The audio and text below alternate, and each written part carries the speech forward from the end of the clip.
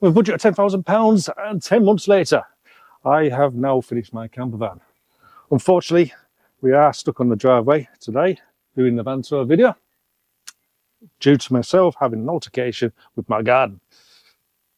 I fractured my foot in a couple of places, so I can't drive it and can't go anywhere. We start with the outside, have a walk around and see what changes I've made, then we go within the inside.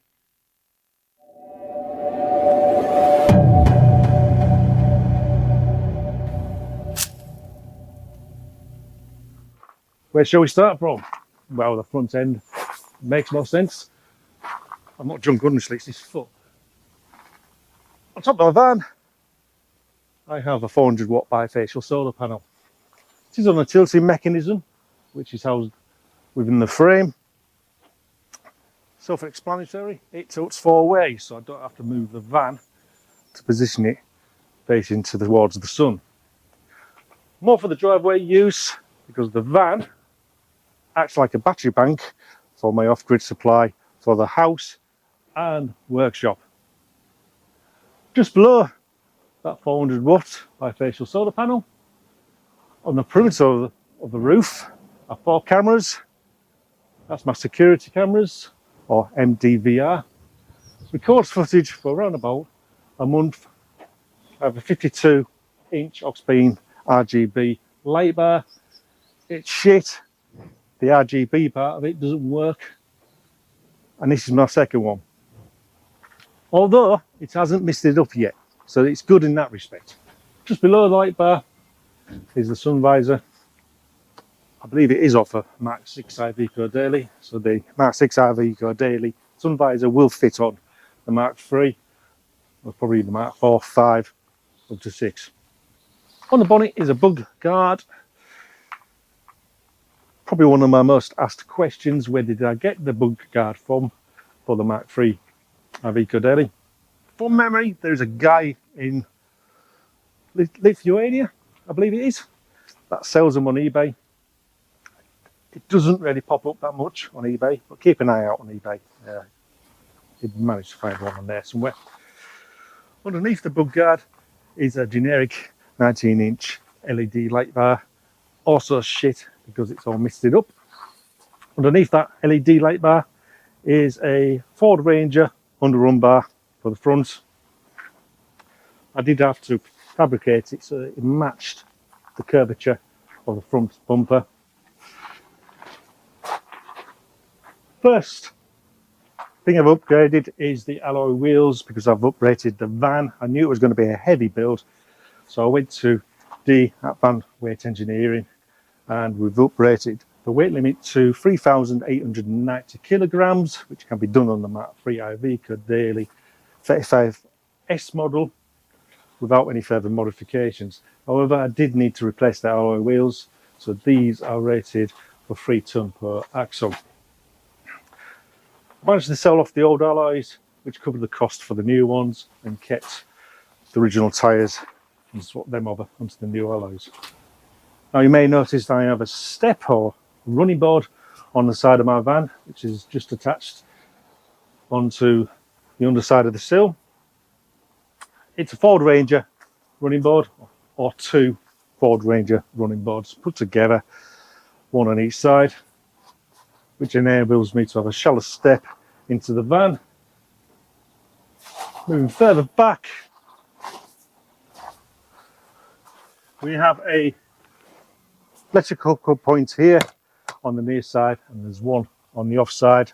Now I did have to put a changeover switch within the consumer unit for that to work properly and not electrocute any kids that want to lick the pins inside it. Next to the electric hookup is the 16 amp 230 volt main supply for the house and workshop.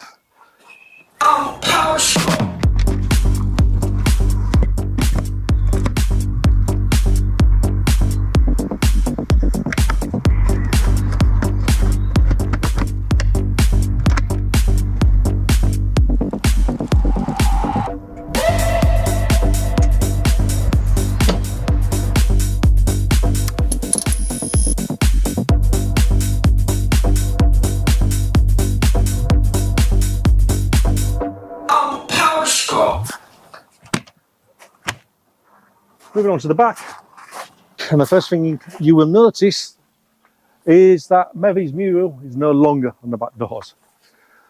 I did respray the van around about 18 months ago. The paintwork is a military colour, NATO light stone. I sprayed it with a fence sprayer, came out quite well to be fair. On top of the roof, you can see two work lights, ox beam work lights. They're not shit, they haven't suffered with water ingression, and all the LED light bulbs are working still, unlike the old ones. In the middle, the round disc, just above the camera, is the TV aerial for the TV, obviously. Additional features are the sandboards, the recovery boards, which are mounted on the back of the doors, and a spare wheel with additional carrier, which is mounted on the underrun bar, which is also a Ford Ranger underrun bar. Now the spare wheel carrier does act as a security mechanism as well, because I can't get into the back doors with that spare wheel carrier in place. It is locked into position. I've just removed the lock for now, so I can just undo these slider bolts, enabling me to get into the garage area of the van. Bastard, I'm going to need the keys. Bear with me.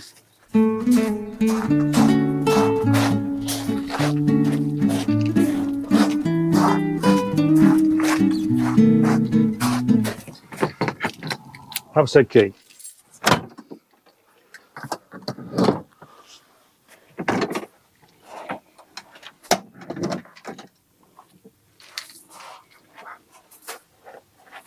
Let me just clear the shit out. So this is my garage area. So here is the bedroom and the bed. At the back is the access door from the habitation area to gain access into the garage. The big black box, that's cooling fans to draw the cool air which accumulates within the garage area, because it's the coldest part of the van, and it draws cold air from inside the garage into the habitation area, which is great during the summer months, trust me. That's assisted by these two further fans on either side of the van. Here is my mountain bike. It's on a rack which I can pull out and gain access to.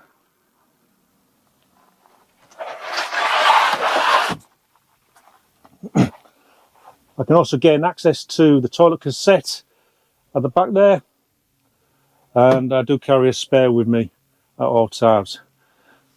I can last around about 10 days before these need emptying, and that's pretty much the garage area, to be fair.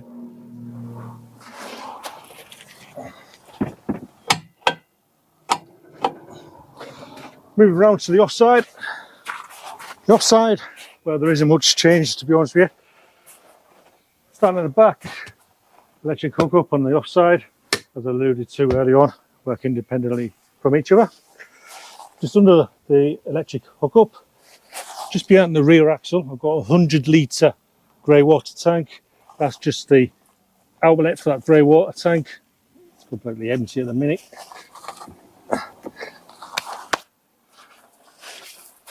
Moving further forwards, these are obsolete because these were for the old freeway fridge vents.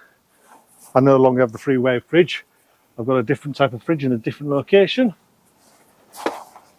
That's also obsolete. That's the exhaust point for the LPG Truma Ultrastore hot water boiler. It's now fully electric, 230 volts. Here we have a filler point for the freshwater tank, which sits inside the habitation area under the bench seat. That's 100 litres. Yeah, again on this side we've got the running board, which are fitted off the Ford Ranger. And that's pretty much it for the exterior of the camper van. Let's go inside the cab area and see what changes I've made in there. Let's see if I can get my gimpy foot in it.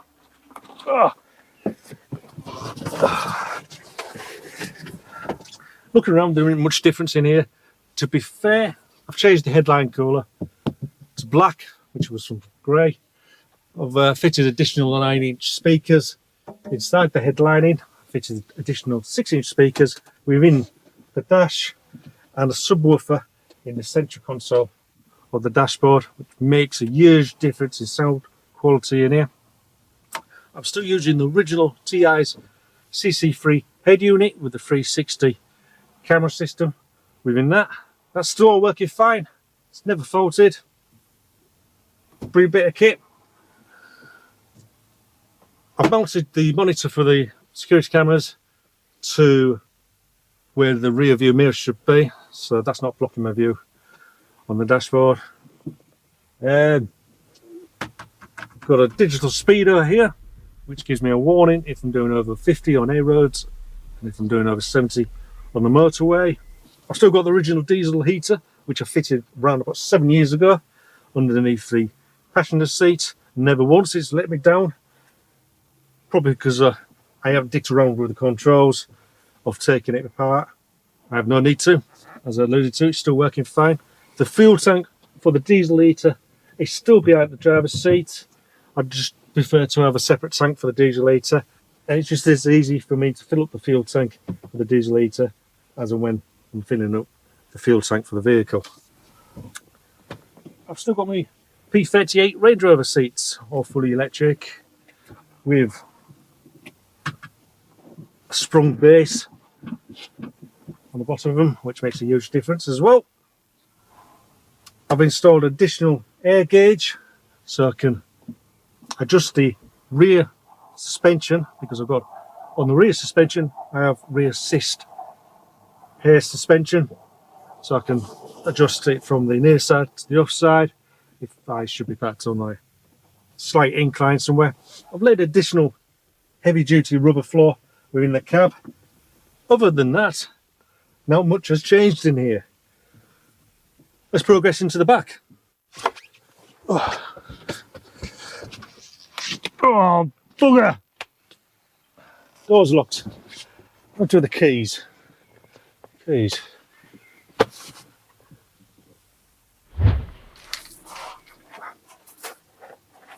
Let me just clear the shit out.